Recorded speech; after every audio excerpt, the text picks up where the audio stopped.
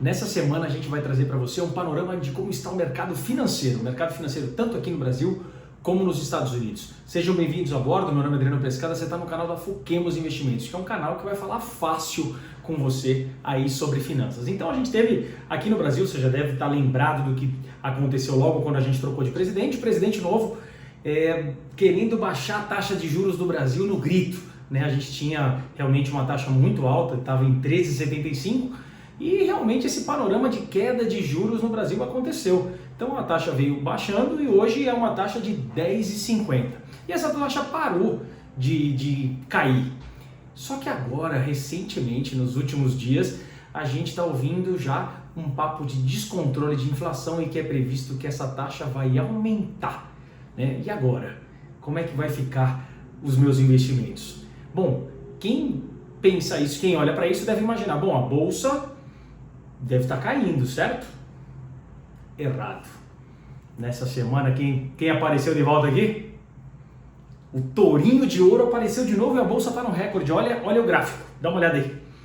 A gente bateu um recorde novamente. Então a bolsa, com 3 semanas de forte alta, a bolsa está no topo histórico. E aí você pensa, Pescada, como isso pode acontecer, sendo que a gente está prevendo aí que a taxa de juros vai subir? Na verdade, o que os analistas e quem faz as contas lá das empresas, eles não estão levando em conta essa taxa de juros bem próxima que é a taxa de juros agora, de 24, 25, 26. Eles estão olhando para uma taxa de juros mais longa. E aqui eu quero dar um exemplo para você, vou trazer outro gráfico, que é o gráfico de 2035. Então, se eu mostrar aqui para você esse gráfico de 2035, você vai ver que a gente teve ali, na época da transição de presidente, um estresse dessa taxa, ela subiu bastante, chegou quase a 14%, e depois veio caindo, deu uma arrefecida recentemente, e agora dá uma olhada nesses últimos candles aqui, ela vem de 12,50 para 11,50, ela cai 1% lá para o futuro. Então, essa queda aqui faz com que as empresas aqui que estão na Bolsa de Valores se valorizem, e aí a gente está novamente no topo histórico, que é uma ótima notícia. E aí o que a gente entende que é essa subida de juros que talvez a gente tenha agora até o final do ano? Se espera que ela vai chegar por volta de 12%. Na verdade, o que o Banco Central está pensando em fazer, talvez seja dar um remédio pequeno, leve, para que ele não tenha que subir essa taxa como um louco lá na frente depois que a inflação disparar. Porque a inflação agora que estava ali mais controlada, começou a subir de novo. Então os últimos índices mostram aí uma subida na inflação. Então o Banco Central, que é muito técnico, mesmo com aquele outro rapaz que está no Banco Central agora, que era dito como do governo, então ele já mostrou ali também a disciplina de que se a inflação sair da meta, eles têm que subir a taxa de juros, e é por isso que o mercado todo está falando isso agora. E os Estados Unidos vai exercer alguma influência em cima disso aqui no Brasil? Sem dúvida, sem dúvida. E aliás, a gente teve lá há 3 semanas um momento de desespero, e agora para essa semana aqui passou por um momento de euforia. Se você acompanhou, o Japão teve até circuit breaker, a bolsa ficou maluca, o índice de volatilidade explodiu nos Estados Unidos, e a gente teve o mercado abrindo em queda. E depois que isso aconteceu, a gente teve 3 semanas de alta também nos Estados Unidos. A gente teve essa semana aqui o chefão lá do Fed, que é o Jerome Powell. Ele disse finalmente que chegou a hora de fazer os ajustes na taxa de juros. E como a taxa lá está alta e não abaixa, esse ajuste só pode ser agora para baixo, já que a inflação por lá está controlada e convergindo, caindo. Então, o que significa isso? Otimismo. Vou mostrar o gráfico aqui da Bolsa Americana para vocês, e aqui está 3 semanas consecutivas de alta, já quase batendo o topo histórico, está um pouquinho abaixo ali do maior topo que ela teve ali nos Estados Unidos. Então, o que você não deve fazer agora? Então eu vou trazer nessa segunda parte do vídeo alguns erros que a gente identifica aqui no investidor e que é legal de falar, porque a gente está num momento de euforia nas bolsas americanas e euforia nas bolsas brasileiras também. Primeiro erro que muito investidor comete é a falta de paciência. Então assim, quem provavelmente acompanhou o mercado de bolsa e achou que a mudança de presidente pudesse fazer com que a bolsa não fosse um bom investimento, tá vendo aí o que aconteceu com o gráfico. Vou botar o gráfico de novo. Olha lá, ó, a bolsa, ele entra, né, quando tem essa troca, a bolsa cai durante um tempo, ali alguns meses, logo depois em 23, e faz um fundo até abaixo de 100 mil pontos. E agora ela está 35% mais alta. Então, assim, alguém que é movido única e exclusivamente pelo viés político acaba se dando mal aqui na bolsa. A gente vira e mexe, é perguntado aí nas nossas redes sociais, a gente teve uma até recentemente no LinkedIn, que eu me lembro, falando, pô, Pescada, como que a gente vai fazer aí com esse governo? Pois é, os últimos balanços que a gente teve das empresas de capital aberto na bolsa vieram muito melhores do que o estimado. As empresas estão dando lucro. Então, a minha resposta para essa pergunta sempre é, a gente aqui aprende a prosperar independente do governo. A gente tem que estar olhando para a empresa. E o que está acontecendo com as empresas? As empresas que têm capital na bolsa, que são abertas, geralmente são as melhores empresas do país. E ali que a gente fica de olho, e a gente teve agora os balanços do segundo trimestre sendo balanços muito bons. Segundo erro que a gente nota, indisciplina.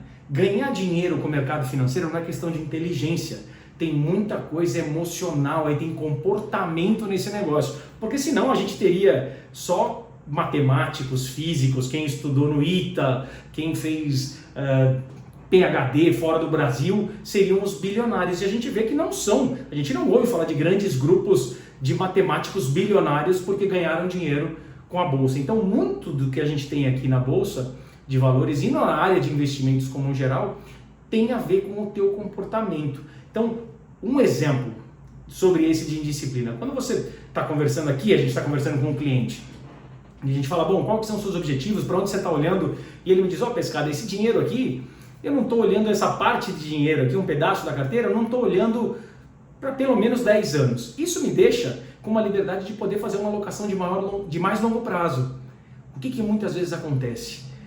Muda alguma coisa na vida ali do investidor e aquele dinheiro ele tem que resgatar antes do prazo.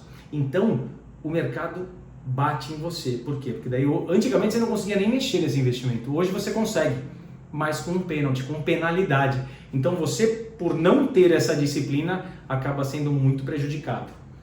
Terceiro, que eu quero salientar, o risco não combina com falta de conhecimento. Muitas pessoas querem ter risco na carteira e fazer sozinho e sem estudar. Esse é um grande erro, porque você vai acabar deixando só o seu estômago ali te definir o que você tem que fazer, você tem que entrar, você tem que sair. Então, quer ter risco na sua carteira? Estuda muito no que você quer investir. Não quer estudar? Delega para alguém de confiança fazer isso para você. Não entre na área de risco sem conhecimento. Provavelmente você vai se dar mal. Quarto, é uma coisa que acontece muito em momentos como esse agora. Mão trocada. Então agora, o que acontece? Se a gente pegar um estudo aqui que a gente tem na Anbima, dizendo do fluxo de investidores brasileiros em fundos de ações nesse ano, a gente vê que o brasileiro está tirando dinheiro de fundos de ações o ano todo. Que hora que o cara quer entrar? Geralmente é agora, depois que o mercado já subiu, está na máxima, e agora ele começa a ouvir as notícias positivas, e ali ele quer comprar de novo. Então presta muita atenção para você não ficar ali de mão trocada. Quando você tem risco, quando você quer colocar risco na sua carteira, geralmente os melhores momentos é quando ninguém está falando disso, ou então estão metendo pau. É um bom momento ali de quando o mercado está bem nervosão, está todo mundo falando mal, é a hora que você de risco tem que ali fazer o seu aporte. Ou seja, você tem que ter uma estratégia. Como eu já comentei aqui da mão trocada, os balanços das empresas brasileiras agora, que a gente teve divulgação do segundo trimestre, vieram cada vez melhores. Então, por isso que as empresas estão subindo. Não tem nada a ver aí com esse cenário que estão falando de taxa, de impostos, metendo pau em um monte de coisa. Não. As empresas estão fazendo o trabalho delas e estão lucrando, por isso estão crescendo e apreciando. Vamos lá. Quinto, você que é grudado a índices. Vamos supor, a gente tem dois aqui que a gente gosta de falar, porque geralmente isso acontece. Um é a inflação e outro é o CDI, né, a taxa de juros. Então assim, a inflação, quando a inflação dispara, é quando o investidor quer que a carteira dele esteja ganhando da inflação. Hoje em dia, que a inflação, vamos supor, nos últimos 12 meses, está 4%, nenhum investidor chega para mim e fala, pô, Pescada, pelo amor de Deus, eu quero que minha carteira pelo menos bata a inflação.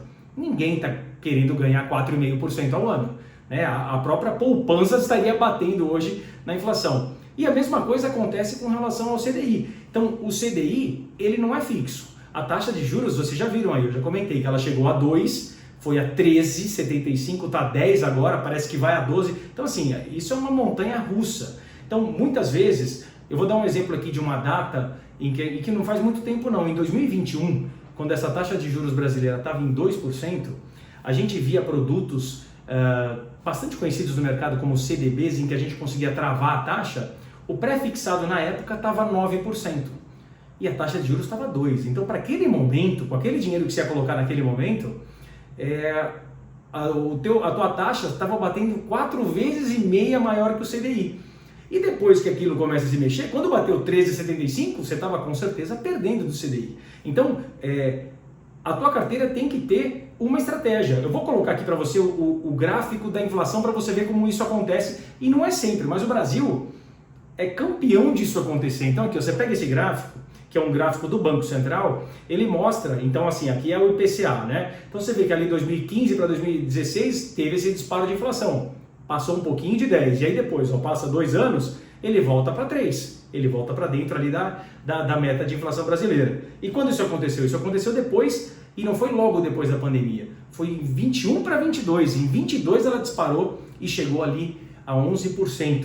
Então assim, eu acho que bateu quase 12% de inflação. E aí depois sobe a taxa desesperada ali para conseguir reduzir. A taxa de juros sobe para conseguir reduzir a inflação e conseguiu.